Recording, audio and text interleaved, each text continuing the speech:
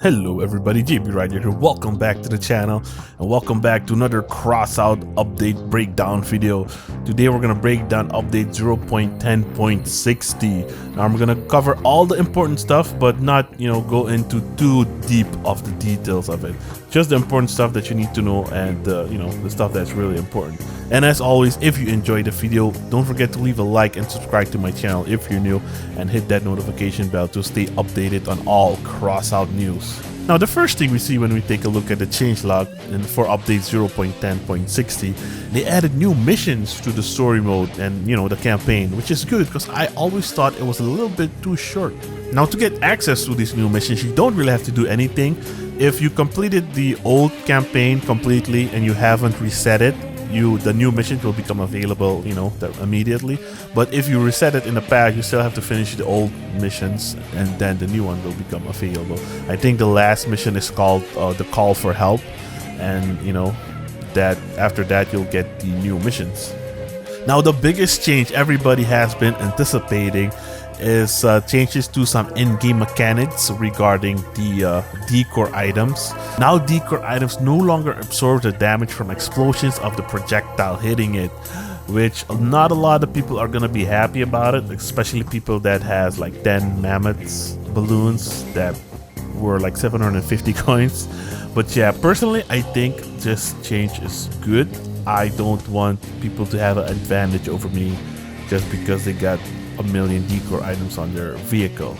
But I have tested it out personally and it works. It looks legit. The only thing the Decor items might still save you from is like machine gun weapons, maybe a shotgun. It'll absorb some damage because the Decor items still have structural points. They changed the mechanics of how they react only for explosion or like projectile type weapons. They also mention upon hit, the projectile destroys the Decor and the explosion damage passes through the parts closest to the Decor following the trajectory of the projectile's flight, which makes sense. And during my testing, it works. Whichever part is mounted on the Decor, once it loses its hit points, it'll fall off with the Decor. The Decor no longer protects or absorbs damage, so that's good. I like this change. They also mentioned the weapon perks still work upon contact with the Decor. For example, sparks and machine gun perks when they get increased damage when hitting the opponent, so that still works. And as for the explosive crossbow, the Phoenix, the explosive arrow will attach on the Decor, but then the Decor is now the epicenter of the explosion. So this is a very positive change. Personally, I like it because having so many Decor items was a bit too expensive for my build, so now it's a bit more even. They reworked the map Control 17 Station. From the feedback that I've seen, not a lot of people like it. They like the old one. The map seems bigger from what I've seen. I haven't played on it yet. It seems bigger. There's a lot more flanking routes, and it looks, personally, it looks melee friendly because there's not a lot of obstacles in the way. It just looks like an open road where melees can just get up to maximum speed really fast. But we'll have to see how it plays out in Clan Wars and in PvP battle. But let me know what you guys think if you've played it in the comment section down below. Now there's also a new event that came with this update because Crossout is in its 2-year anniversary of open beta. Yes, this game is still in beta. So they have a small event where you get fireworks for free for 7 days and you can unlock some stickers. For winning 5 missions, raids or brawls, you can get a unique sticker to steal championships. For doing 10, you get a Battle Royale sticker. For doing 15, you'll get the Nameless Tower sticker. And for winning 20, you get the Adventure sticker. These are the stickers. They look pretty cool. This game has a lot of stickers, which is nice. These missions aren't too hard. You can just do PvP and get it over with really fast. Unfortunately, we don't get any super special reward for the 2-year anniversary. I was hoping everybody would get like 500 coins or a special weapon, but So of course with this update you got 2 new vehicle packs or blueprint packs. This time we got the Horseman of the Apocalypse Famine pack, and it seems like they're gonna keep up with this pattern that they're gonna release 2 packs at the same time, but they're the same pack, but one's more expensive and one's cheaper. But the cheaper pack, I still don't think it's the cheapest pack. I think they could lower the price a bit more, and even for the expensive pack, it's like 60. What's the price? I think $60 or $65. I'll get more into detail of the price and the pack itself later. Personally, I still think it's a little bit too expensive, but yeah, this is the pack. The expensive pack gets a sticker, extra paint, 4,000 coins, and the new garage. And the standard packs just get one paint and the new parts, of course. More details on the pack in a bit. Now, as for game mode changes, helping an ally up no longer rewards you points. I don't know why that was it. Maybe people were farming, but I think it used to give you like 10 points or something. As for raids, they improved the mechanic of the scoring in points because people were complaining a lot. There were always people in the raids that were just doing nothing or just participating in the raid to get the resources, but not really fully committing to doing the raid. I'm not guilty of doing that, but I have been doing raids in the past where I was super tired and sleepy, and I would just fall asleep and crash into rocks and everything because the raids are extremely boring. I wish and I hope they change these in the future, but right now I'm no longer doing raids just because they take so long and they're so boring and there's no chase. Chase is gone. So yeah, they did some other changes. For hit and run, the last convoy and gone in 2 minutes. They increase the durability of the trucks, reduce the number of opponents when you have less players, increase the damage for bruiser mobs, increase the damage durability of ringleaders and Luna.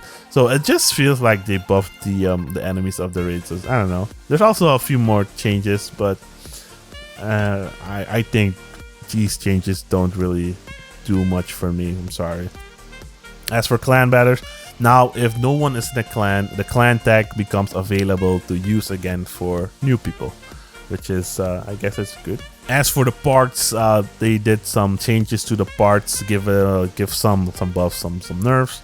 The Bastion cabin and the Photon cabin now finally have perks or co-drivers that work with them. The Bastion cabin works with Hans, and the Photon cabin works with the Jade perk. As for the Cerberus cabin, the weapon booster Tormentor now works with this cabin. So now when you activate the Tormentor, the Cerberus cabin melee weapon that is attached to the cabin will actually deal more damage, which is good.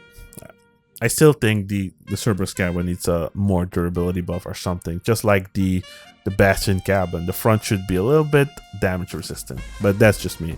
Now the Spider cabin got a nerf, but it's not really a nerf because if you use the Spider cabin with the lag, you should still get the same top speed as before.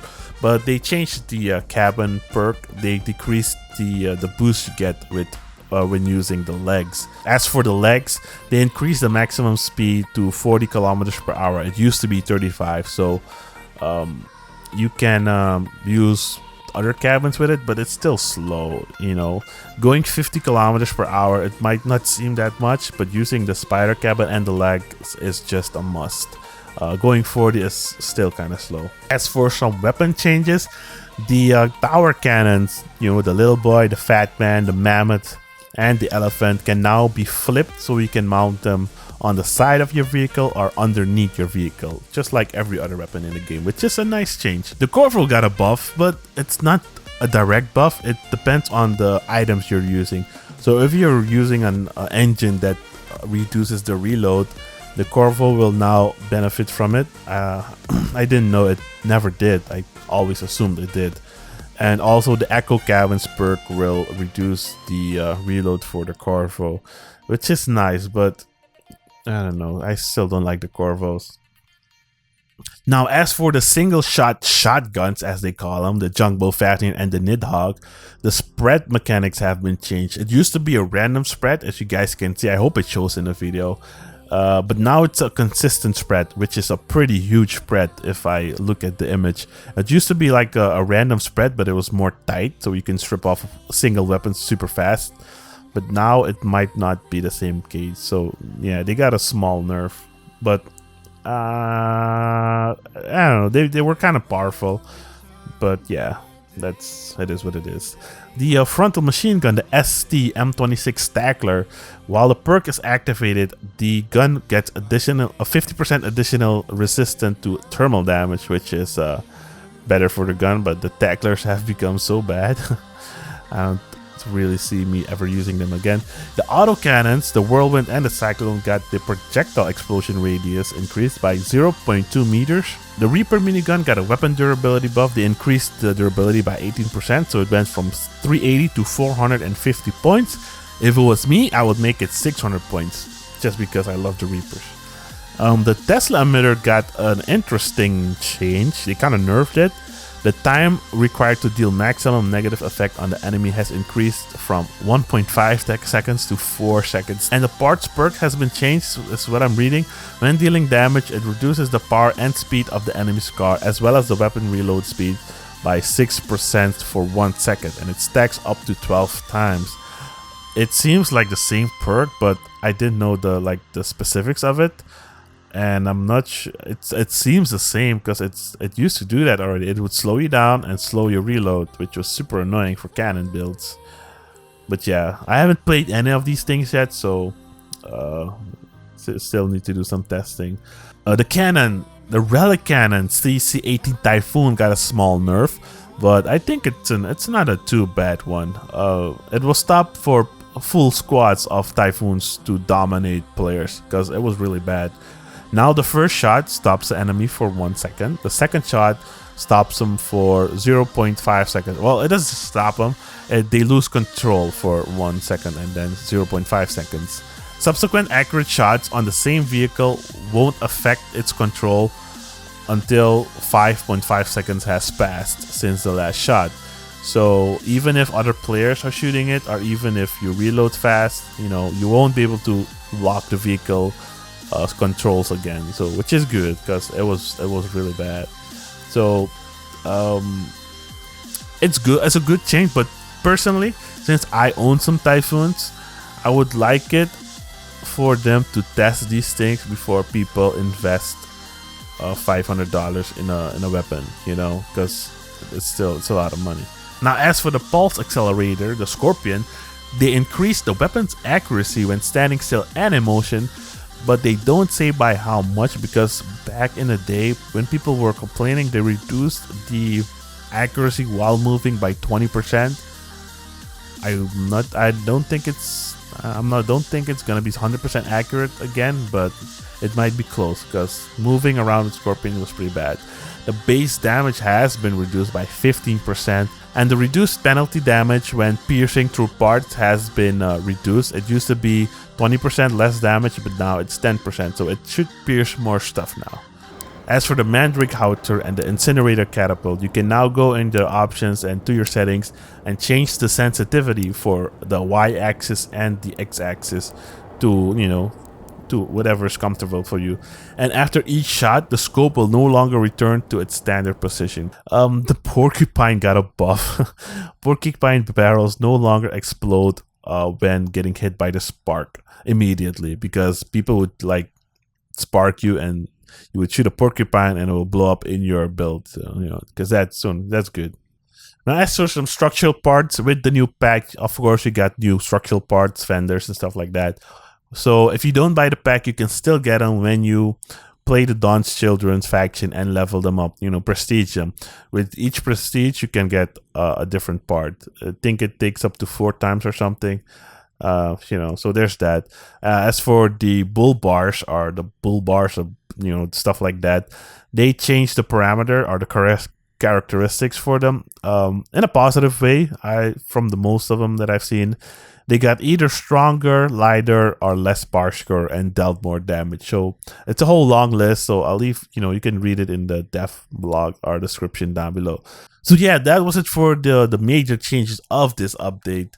Now we're going to take a look at the packs. I was going to do it in a separate video, but since I don't have the packs, I might as well do a quick review in this video.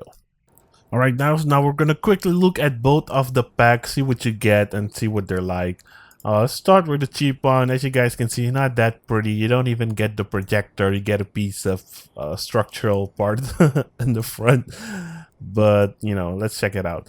You get the eroded metal paint, the black steed sticker, the swarm left and swarm right, which are the turbo exhausts. You get the cabin, a cheetah engine, a gas gen, two junk bows, two borers, and a Maxwell radar and a chameleon. You actually get quite a lot of stuff for this pack. You know, the stuff that you already have in the game, black paint and some normal wheels. And with the expensive pack, you get an extra paint, the warg. You get extra stickers, 4 extra stickers, white host.